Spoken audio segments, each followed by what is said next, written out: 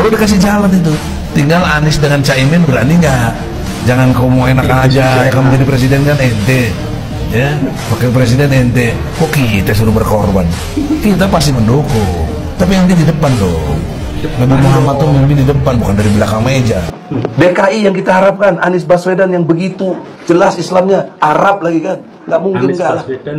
Kader saya di HMI oleh Egy Sujana 4 tahun 8 bulan jadi gubernur, mana peraturan pergub saja yang melarang miras misalnya, mana perda Islam apalagi, yang akhirnya tidak berani juga menegakkan hukum Islam.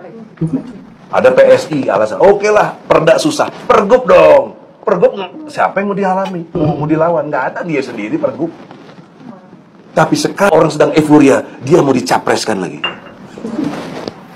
Bagaimana umat terjebak lagi, bodoh lagi, masuk lagi ke lubang yang sama, yang keledai saja tidak mau.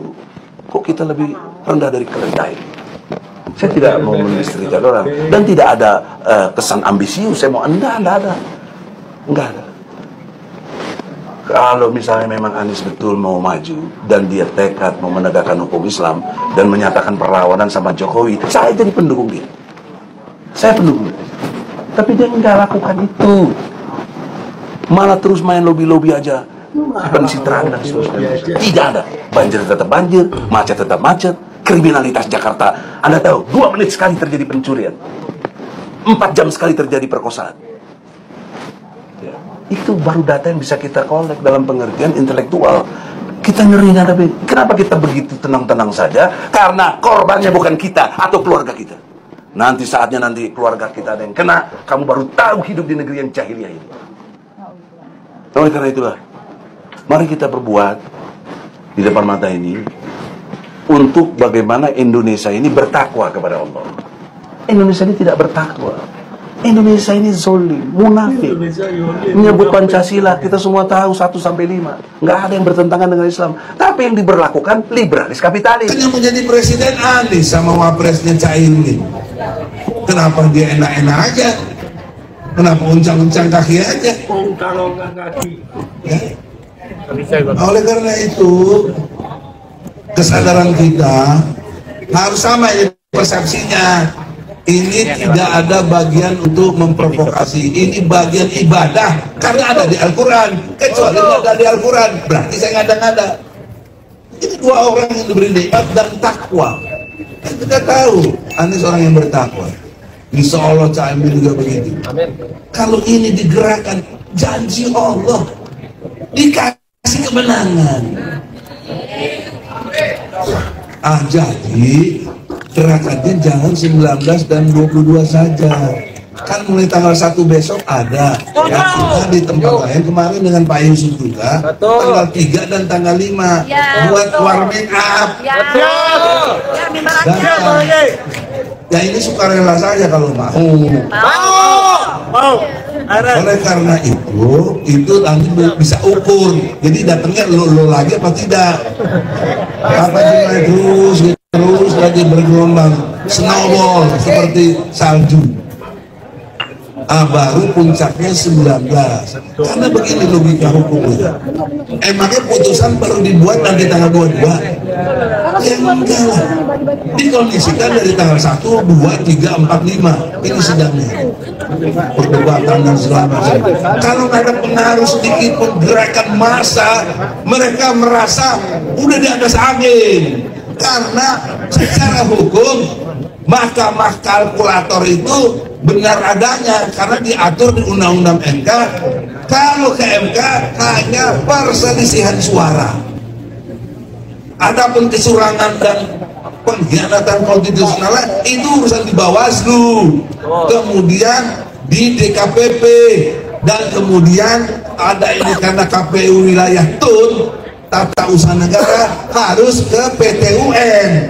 Mestinya ketika Prabowo Gibran dinyatakan menang tanggal 20 Maret, tanggal 21-nya harus bikin gugatan ke PT UN untuk batalkan. Kita nggak ke situ. Disitulah debatnya kita dengan sistem hukum yang tidak sepakat. Biar tahu, Halo guys, saya akan memberitahukan rahasia di balik gerakan petisi yang dilakukan oleh para akademisi di beberapa perguruan tinggi. Bahwa ini adalah konspirasi, ada rahasia di balik gerakan. Yang pertama, kita melihat ada gerakan mereka mau menginginkan atau mengkritisi kebijakan dari pemerintah agar pemerintah netral. Tetapi ada bahasa kalimat yang menyinggung salah satu paslon, yaitu paslon nomor 2 terkait dengan putusan MK. Apa artinya? Bahwa kalau mereka sudah menyinggung salah satu paslon, kemungkinan mereka masuk dalam pusaran politik, yaitu mendukung salah satu paslon. Entah itu paslon nomor 1 atau paslon nomor 3. Yang kedua, saya melihat ada gerakan mereka yang secara terstruktur, sistematis, dan terencana. Mereka mempunyai grup WA atau semacamnya lah, dan itu adalah alat komunikasi mereka. Di dalam grup itu sebenarnya mereka tergabung dalam satu organisasi yang tidak perlu saya sebutkan, dan organisasi itu cukup besar. Di dalamnya itu para akademisi, para dosen, ya, profesor, doktor, yang memang itu sudah lama terbentuk. Dan orang-orang di dalam itu kebanyakan itu adalah sisa-sisa hasil pemilu 2019 yang tidak suka dengan Jokowi. Jadi ada sebagian dari kalangan akademisi yang tidak dengan Jokowi, dan mereka membentuk satu kumpulan, dan itu organisasinya sudah lama sih. Hanya mereka tergabung dalam organisasi tersebut. Mereka membentuk komunikasi yang ya salah satunya adalah untuk memberikan informasi terkait dengan beberapa kebijakan Jokowi yang menurut mereka itu salah atau menyimpang atau tidak sesuai dengan aturan. Nah, jadi ada sekelompok elit dalam organisasi itu yang menggerakkan kelompok-kelompok yang ada di perguruan tinggi. Jadi mereka itu memang tergabung, dan hampir semua perguruan tinggi, baik itu PTN maupun PTS, tergabung dalam organisasi itu, dan mereka melakukan itu secara terencana. Kemudian apa sebenarnya muara arah dari gerakan petisi ini? Ini sebenarnya bukan ujung dari gerakan ini. Ujung dari gerakan ini ada 3 yang mereka akan sasar. Ya boleh jadi ini dilakukan oleh para petisi ini atau dimanfaatkan oleh kelompok elit. Ya, elit yang akademisi, tokoh intelektual ini.